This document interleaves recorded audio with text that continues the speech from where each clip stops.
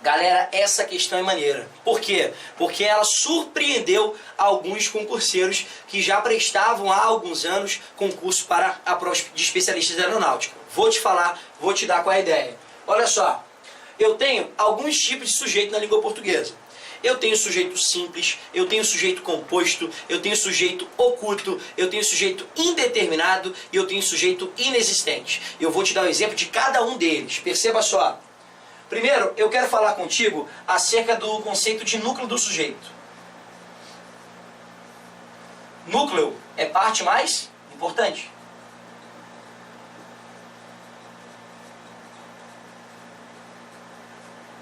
Legal?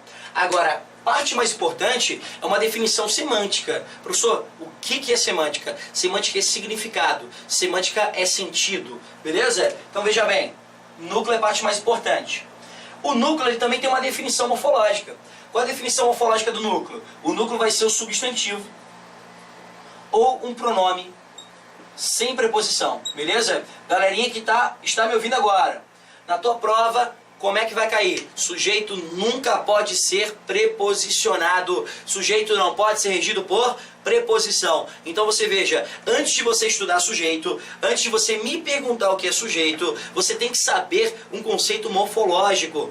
Qual é a classe gramatical daquela palavra? Substantivo, por exemplo, Marcelo, Felipe, sala de aula, tá? Câmera, celular, parede, teto, televisão, são substantivos. É o nome que se dá a objetos, a pessoas, a coisas, a lugares. Pronome. Pronome é aquele que, na falta do substantivo, ele vem substituir.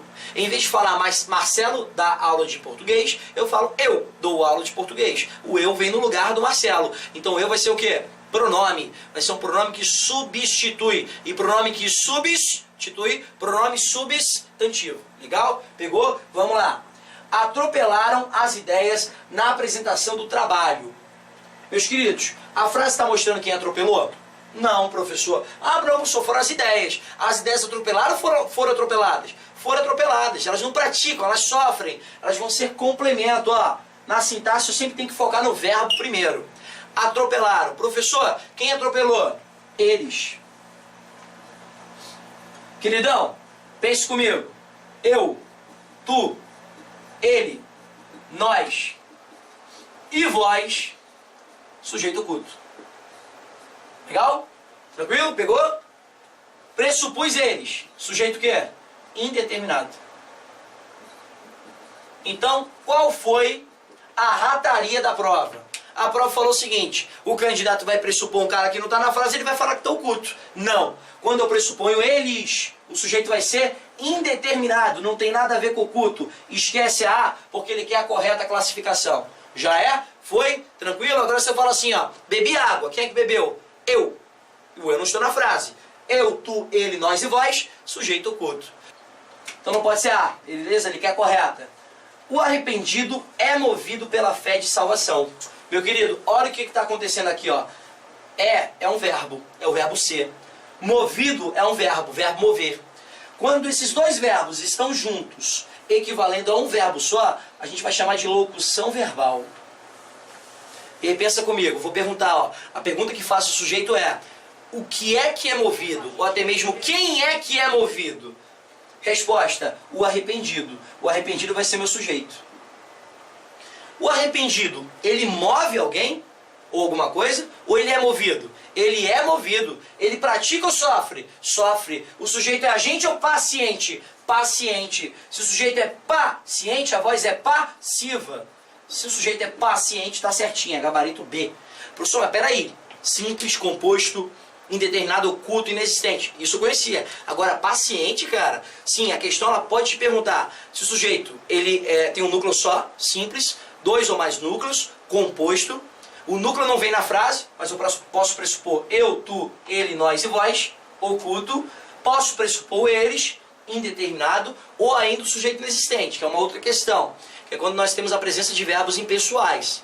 Haver no sentido de existir, haver indicando tempo decorrido, fazer indicando tempo decorrido, ser e estar indicando tempo decorrido também. Beleza? Agora, a questão ela também pode te pedir se o sujeito é agente ou paciente. O sujeito pratica ou sofre. Nesse caso, o arrependido ele não move, ele é movido pela fé. A fé que o move, ele sofre, paciente, gabarito bravo. Vamos ver aqui, ó. Viveria tudo outra vez na esperança do acerto. Olha o que vai acontecer. Eu viveria. Ele viveria. Professor, pressupôs o eu e o ele, não é? Vamos olhar ali para cima? Vamos lá. Eu e ele. Pressupôs sujeito o quê? Oculto. Professor, mas não é isso que está falando não. Está falando expresso. E aí? Galera, o que é oculto? Oculto é o que não está na frase. Quando ele fala que o sujeito está expresso, ele está dizendo que o sujeito está na frase. Isso é verdade? Não.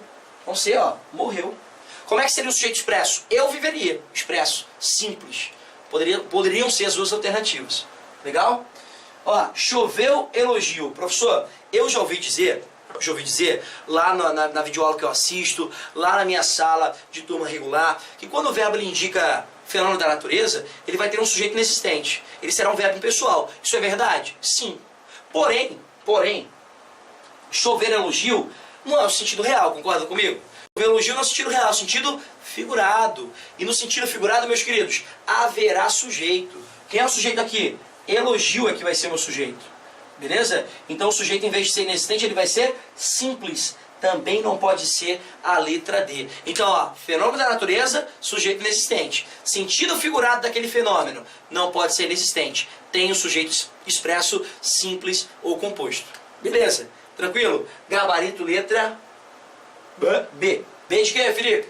B de Bisurado concurseiro. Se você não se inscreveu, inscreva-se no canal, curta, compartilhe com seus amigos e ative as notificações por meio do sininho.